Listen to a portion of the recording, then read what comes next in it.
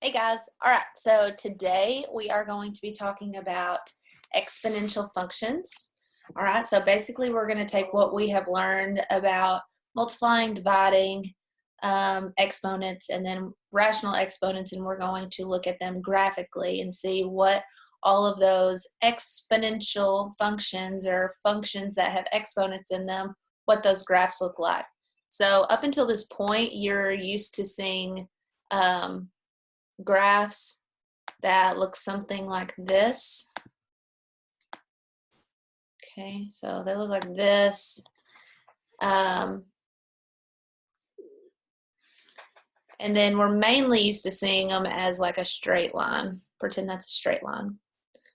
All right, and we knew that that was a function because if we took our pen and we went across it, we did the vertical line test, that no 2 points are in the,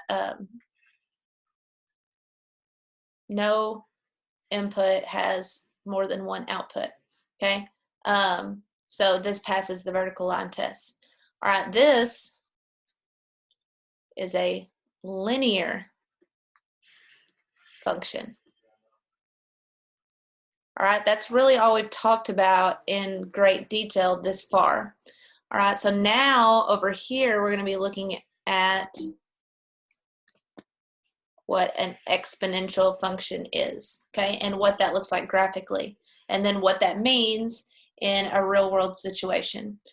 So let me go ahead and get rid of this. Whoops. Okay.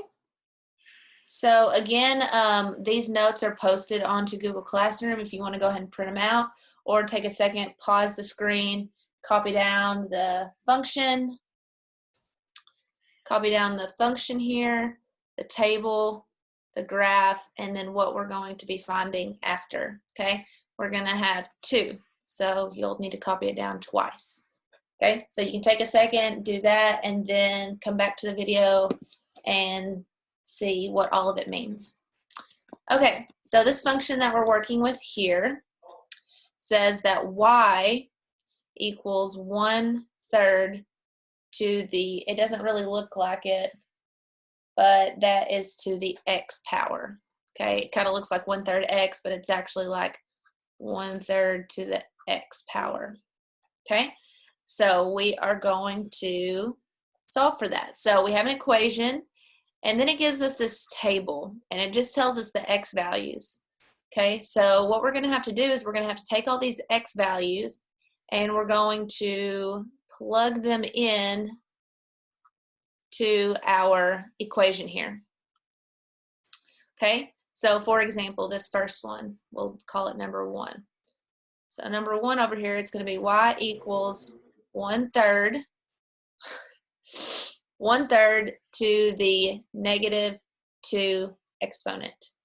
Okay, so there's a couple things that we have to remember when we start solving this. One, if you have a calculator available, that one can be easy to solve. You can just type it into the calculator. That's why we have them. It makes life easier. Or you can remember the rule when we have a negative exponent. Basically, it just flips. Team timeout. Basically, it just flips your base that you're working with here, this 1/3. But before we can do that, we have to understand that all of this fraction is being raised to the -2 power. So we have to remember we have to distribute that exponent to our numerator and our denominator. So now it's going to be 1 to the -2 and 3 to the -2 power. Okay, because we distribute it through all of our fraction. All right. Now, because it's negative, remember we have to remember our rule where we're basically just flipping the numerator and the denominator. So now it's going to look like 3 squared, 1 squared. Okay, so then we have 3 squared, 1 squared. That becomes 3 squared is 9, 1 squared is 1, so it's just going to equal 9. Okay, So our x value is so when our x value is -2, that means our y value is going to be 9.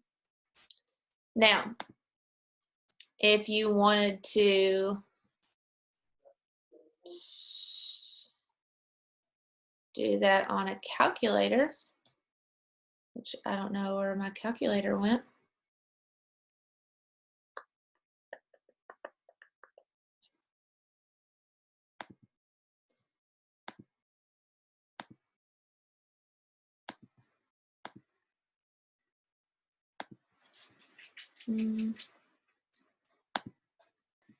Okay, sorry guys, I could not find it on my computer screen. Okay, so what you could easily do is you could just put 1/3 in, whoops, 1/3 in parentheses and raise it, and then to the -2, and then you get the same thing. Okay, so you can see how it works. Now, let's look at the next one. I'm going to erase this just so it doesn't look so sloppy. All right, so let's look at number 2 here. Same thing, we have an x value. We're going to take that x value and plug it into our equation. Okay, so we have y equals 1/3 to the -1 power. Okay, so once again, we have to distribute that -1 into everything. So that's going to be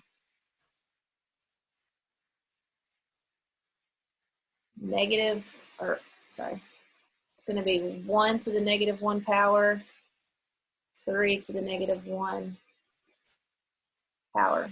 This might be easier if I zoom in. All right, so those -1s are basically just going to make me flip that fraction. So it's going to be 3 to the first power over 1 to the first power, which would be 3 over 1, which would just equal 3. So when x equals -1, then y equals 3. Okay, let's keep going. Next, we have to the 0 power. Okay, we lack when it's to the 0 power, remember, because if we have 1/3 to the 0 power, it's always going to equal 1.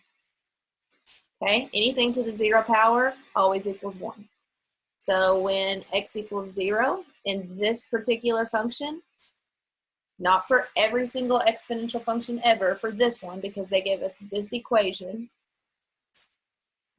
y equals 1.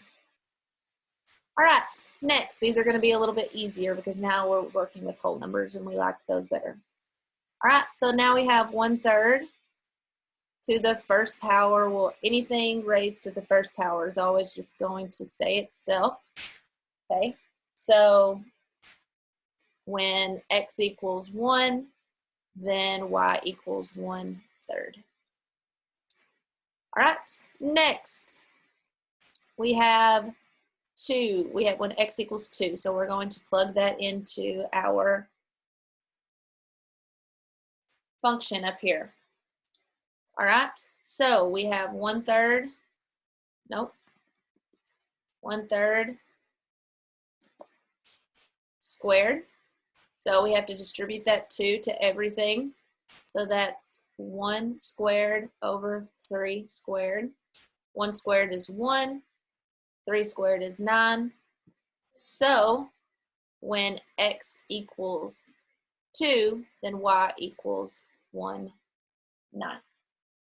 Okay, so now we have a whole lot of x and y values here in our table. So now we're going to take this table and we're going to use it to graph.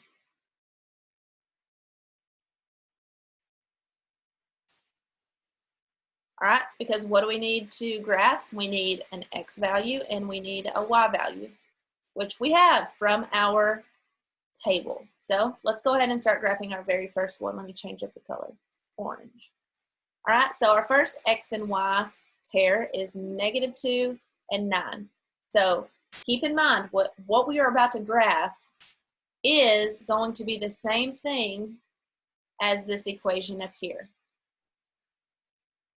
Sorry, is this equation right here. And we know that because we got all of this stuff in the table by using this equation. Okay, so now we're going to take the stuff in the table and we're going to graph it. So this graph will equal y equals 1/3 x, which is an exponential function. So let's see what it looks like, what this exponential function looks like. So the first one we have was -2, 9. Okay, so I'll go over -2, go up 1, 2, 3, 4, 5, 6, 7, 8. 1, 2, 3, 4, 5, 6, 7, 8, 9. Boom. Next, I have -1 and 3. -1, 1, 2, 3. Okay, then I have 0 and 1. All right, then I have 1 and 1/3. So 1, 1/3. Feel like would be about right there. All right, then I have 2 and 1/9. Oh my gosh, that will be like right there. All right, so you can see that this doesn't form a line like a linear function does. It actually forms somewhat, oh, bear with me, somewhat of a curve. Now, if we were to go to our calculators and graph this, which you can do on these calculators, you go, which I don't know if the app will let you do this, but you can go to Desmos and do this. You can go to 1/3, nope, clear. 1 divided by 3 raised, and hit this button right here that says X, and then go to graph, and you can see it looks just like the one that we just graphed. Okay, it kind of slopes down and then just goes all along that line. Okay, so now it wants us to answer a few questions on things that we have talked about before. Y-intercept, where does it cross through the y-axis? It crosses through the y-axis right here, which is at point 0, 1. All right, then we have our domain. Those are all of the x values, remember, that this graph contains. Okay, so how far does this graph go from the left to the right? Okay, because if I'm looking at a graph, if y'all can see me, it's the x-axis is the one that goes from left to right. All right, so it looks like it goes on and on and on forever that way. We don't really know where it ends, so we're just going to assume it doesn't. So it goes all the way to the left, and then it goes all the way, and then it goes all the way to the right because we can't really see where it stops. So we can just say all real numbers. All right, and then we have the range, which we know is then all the y-axis, all of the values of the y-axis. Well, unlike the domain, this one doesn't go below that x-axis, okay? It stays above it. So we could say this one is where all your y values are greater than 0, okay? Because none of this graph doesn't ever come anywhere down here, okay? So you could just say your y values are all greater than 0, okay? All right, so that is what an exponential function looks like. Now, keep these characteristics in mind, what it looks like graphically, and we're going to graph another one and see if maybe there's a similar look to all of these exponential functions, okay? So let's look at this one. This one will be a little bit easier, okay, because we're not dealing with a fraction this time. But we just did a fraction and that one wasn't too bad, okay? So this is number 2. All right, so here is the function, the exponential function that we're working with, y equals 3x. okay? Can't do anything with that unless we know what one of our variables are, okay? So we're gonna use this table here to do that. Now, these numbers that they chose and the ones that they chose on the last one are just random numbers that they decided to use. You could literally you could have used, you know, -10, -5, 0, 5, and 10. I don't know. Like, this is typically, though, this is what people use when they're trying to take a function and turn it into a graph. Okay, they do -2, -1, 0, 1, and 2. Okay, so the reason why they chose these numbers has no significance. They just chose those 5 numbers. Okay, so now what we're going to do is we're going to take these x values and we're going to plug them into our function. Okay, so the first one, I have y equals 3 to the -2. Well, we remember that -2 is basically going to cause us to flip this, so that's understood to be over 1. So now it's going to be 1 over 3 squared, which will equal 1/9. All right, so when x equals -2, y equals 1/9. Next, okay, we have y equals 3 to the -1. Okay, so that negative, just go back and forth, I guess, is going to cause us to flip this. Now, the reason I'm saying that, as if you already know it, is because that was from week 1 lesson, okay? So I'm kind of just blazing through that because that's a skill that y'all learned last week. All right, so now that's going to be 1 over 3 squared. Nope. 3 to the first power, that exponent becomes positive, and then that's going to be 1 over 3. So when x equals -1, y equals 1/3. All right, next we have 0. We like this one because anytime our exponent is 0, it equals 1. So when x equals 0, y equals 1. Next, we have it to the first power. So we have y equals 3 to the first power. Anything to the first power is always still itself, so it would just be 3. Last one we have is 3 to the second power. 3 to the second power is 9, so when x is 2, y equals 9. All right, so now we have our table for our function, so we're going to use that table that we got from our function to graph it, just like we did the last one. So I have -2 and 1/9. So I have, let's change this color up. So I have -2, 1/9 is going to be literally right above the x-axis. I have -1 and 1/3. So -1 and, let's say 1/3 is about right. Okay, that's half. That's 1/3. Then we have 0, 1. Then we have 1, 3. And then we have 2 and +9. All right, so again, I can see that it is not linear. It does not form a line. It once again forms a curve. Okay, so looking at these two graphs, do you think that the way that all exponential functions look are going to have similar features? Yes, they definitely do. You can see that there is a very rapid growth in the second one, whereas this one there's a very rapid decline. All right, so exponential functions are something very significant in our world right now that we see with the coronavirus. You heard probably flatten the curve.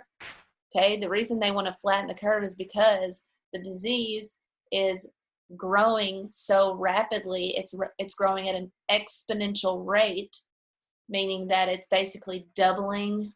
It's not at a constant, like, straight, flat line. It's just like kind of going like this, kind of like going like this right here. And then out of nowhere, because of not people fighting with social distancing, it just spikes. Okay? So exponential functions are typically used to describe things like bacteria growth, usually like stock market crashes, stock market, when the stock market goes up or whatever. They're talking about exponential growth because it's so rapid. It almost doesn't make sense. It's not like continuous, what we're used to seeing in lines. So that's what an exponential function is talking about. So you can see that is some math that applies to real world stuff. Okay, exponential growth right there. Boom. All right, so let's do these last 3 questions here. We have our y-intercept. We can see that our y-intercept is right here. I don't know if y'all can hear my dog. He's getting very tired of my lesson. All right, so y-intercept, it crosses right there, which again is at 0, 1. The domain, how far does it go from the left and the right? Well, it looks like it goes on and on forever to the right, and it looks like it goes on and on forever, on and on forever to the left, and on and on forever to the right. So once again, we can say all real numbers. And then our range, we're trying to see how high up it goes. So from our minimum value all the way to our maximum value somewhere up here on our y-axis. So it looks like it doesn't, again, drop below this x-axis. So it's everything that's greater than 0 and up. So all the y values, again, are greater than 0. All right, so that is exponential functions. And in next week's lesson, we are going to look at how to apply that in real-world situation word problems. All right, I hope these are working. I miss you guys. I hope you are doing good. If y'all need anything, please text me on Remind, email me, anything you need. See you guys.